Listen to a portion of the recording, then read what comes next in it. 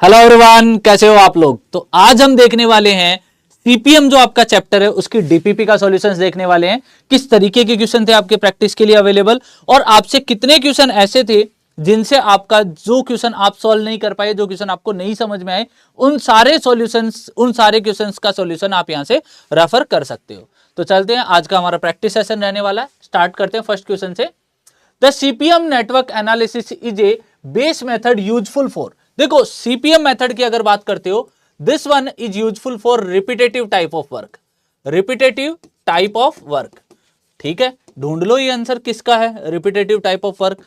Activity research and development, इसके लिए कौन सा काम आता है, पीईआरटी पार्ट काम आता है।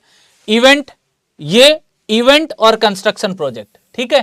इवेंट और कंस्ट्रक्शन प्रोजेक्ट नहीं होता क्योंकि इसमें एक्टिविटी काम आती है।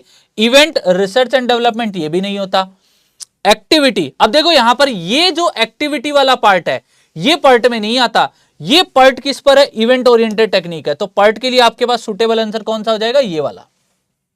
ये क्या हो जाएगा, एक्टिविटी कंस्ट्रक्शन प्रोजेक्ट। तो ये आपका एक्टिविटी बेस्ड होता है, कंस्ट्रक्शन प्रोजेक्ट इसमें रिपीटेटिव टाइप ऑफ वर्क में आ जाते हैं। तो आपका आंसर क्या हो गया, डी आंसर हो गया।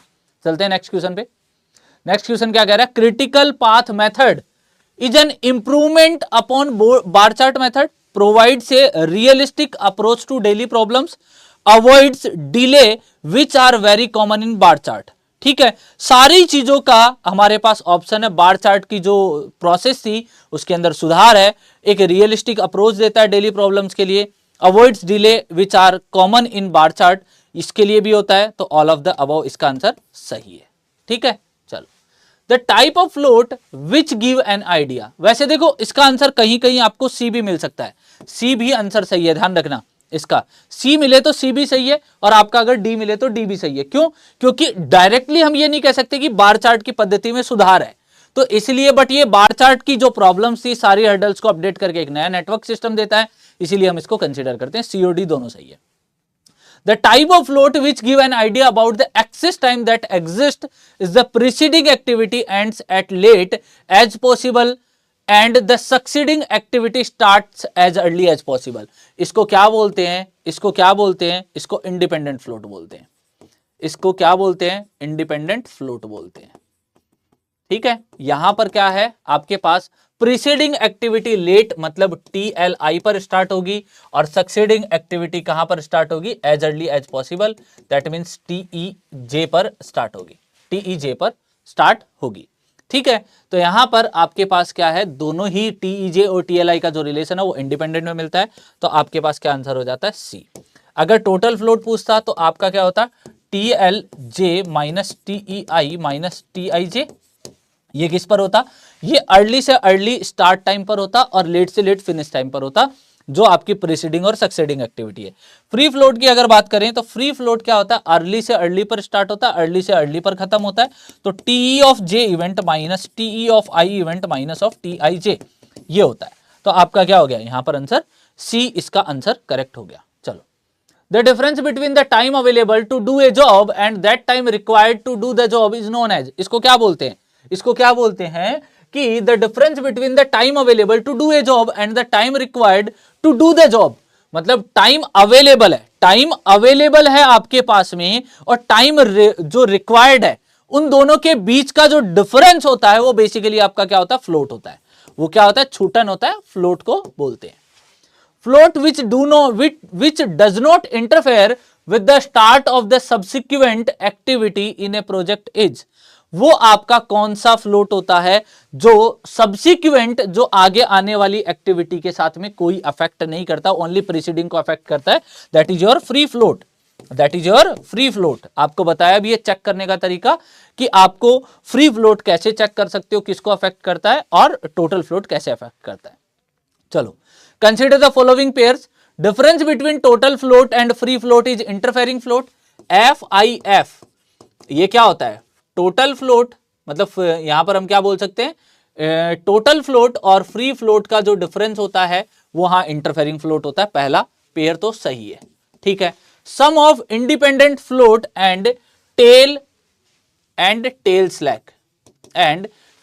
Slack is free float. तो देखो आपके पास क्या आता है, इंडिपेंडेंट स्लैक आता है, वो आता है आपका free float minus of S of I, इन दोनों को ऐड कर दो, plus of S of I is equal to free float, आपके पास आ गया। तो यहां पर आप निकाल भी सकते हो, ठीक है। तो यहां पर आपका दूसरा भी सही है, sum of independent float F I आ गया।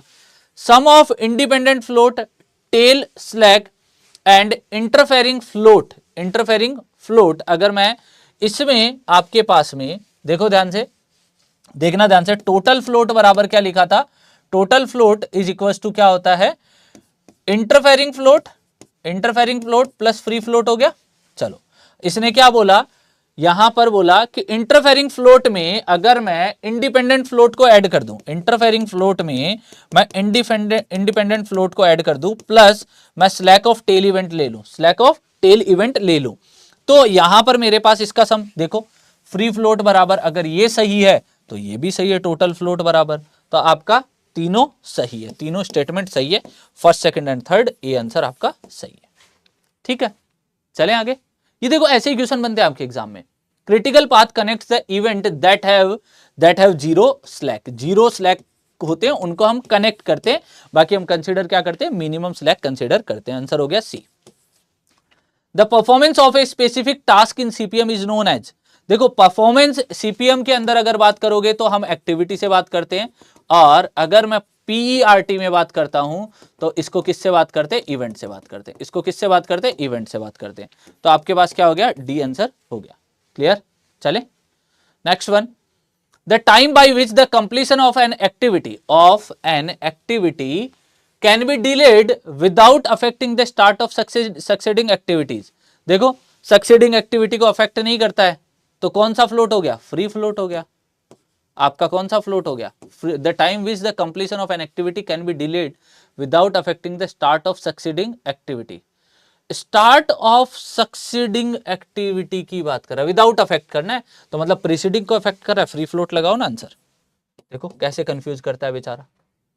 हाँ, फ्लोट में be defined as the difference between, float में be defined as the difference between, देखो फ्लोट क्या होता है कि आपके पास में अगर हम निकालते हैं तो LST माइनस EST आया था आपके पास में, LST माइनस EST आया था, अर्ली स्टार्ट टाइम ऐसा करके कुछ आया था, चलो निकाल लेते हैं। Total float is equal to क्या आया था, TL of J event minus TE of I, मेरी तरह भूल जाओ तो ऐसे ही निकाल लेना, ठीक है। आपको क्या करना है, आपको ये पता है कि अर्ली स्टार्ट टाइम तो आपका होता है TEI, ठीक है, TEI। अब उसके अंदर अगर आपने इस TEI में अगर TIJ ऐड कर दिया तो आपका लेटेस्ट यहां पर अर्लीस्ट फिनिश टाइम आ जाता है, ठीक है, अर्लीस्ट फिनिश टाइम आ गया।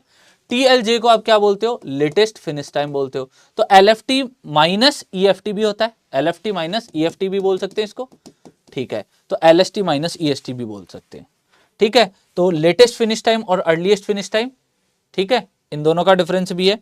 Time available and the time required to complete an activity, तीनों ऑप्शन सही है, तो आपका आंसर कौन सा सही हो जाएगा, डी।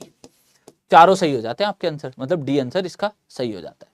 नेक्स्ट वन क्या दे रखा है, if D is the duration, ES and EF are the earliest time, ठीक है, and finish time, LS and LF are latest time and latest finish time, and following relationship holds good. मतलब आपको क्या दे रखा है, देखो ध्यान से, क्या दे रखा है आपको कि यहां पर रिलेशनशिप चेक करनी है। तो देखो earliest finish time is equal to earliest start time plus duration of an activity, देख लो कौन सा earliest finish time, earliest start time, आपका डी आंसर सही है।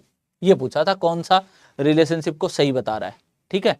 चलो next one, the time by which a particular activity can be delayed without affecting the preceding and succeeding activity, कौन सी नहीं करती, इंडिपेंडेंट नहीं करती किसी को भी अफेक्ट, तो आपका आंसर क्या हो गया, डी, इंडिपेंडेंट है। चले आगे, next one. For completion of A project the critical path of a network represents, क्या करता है, क्रिटिकल पाथ आपको क्या रिप्रेजेंट करता है, जब भी हम क्रिटिकल पाथ बताते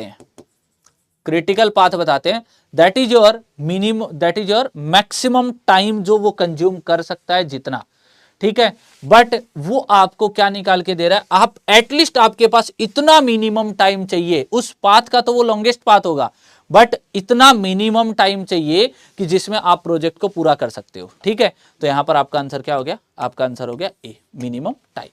चलो, total float is the amount of time that a task in a project network can be delayed without causing a delay to the, मतलब total float is the amount that it किसको नहीं करता है, किसको नहीं करता, प्रोजेक्ट कंप्लीशन डेट है उसको अफेक्ट नहीं करता है, प्रोजेक्ट कंप्लीशन डेट है उसको अफेक्ट नहीं करता है, मतलब प्रोजेक्ट का कंप्लीशन टाइम अफेक्ट नहीं होना चाहिए अगर आप टोटल फ्लोट प्रोवाइड भी कर दे रहे हो तो।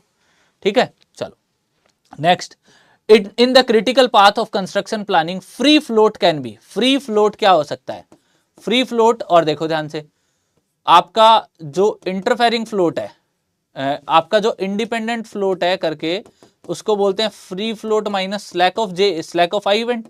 तो फ्री फ्लोट हमेशा किससे ज्यादा होगा, इज ग्रेटर देन, आपका फ्री फ्लोट होगा वो आपका एक तो ये है। ठीक है, इसमें तो आपका बोल रहा है कि free float is the submission of interfering float plus lack of I event, तो ग्रेटर देन इंडिपेंडेंट। ठीक है, ग्रेटर देन इंडिपेंडेंट फ्लोट आ गया, इससे ज्यादा हो जाता है क्योंकि इसमें आई इवेंट को भी ऐड कर रहा है, ये आपका यहां से फ्री फ्लोट बना रहा है। ठीक है, आपका आंसर क्या हो जाएगा, सी। तो अब तक हमने क्या किया, हमने प्रैक्टिस क्वेश्चन किए, practice question of DPP of CPM chapter, हमने इसकी प्रैक्टिस की। तो दोस्तों आज के लिए इतना ही, आज के लिए इतना ही, बाकी हम देखेंगे और भी ऐसे ही क्वेश्चन की और प्रैक्टिस करेंगे नेक्स्ट डीपीपीज में। आज के लिए इतना ही, मिलते हैं नेक्स्ट सेशन में। Thank you so much guys, bye bye everyone.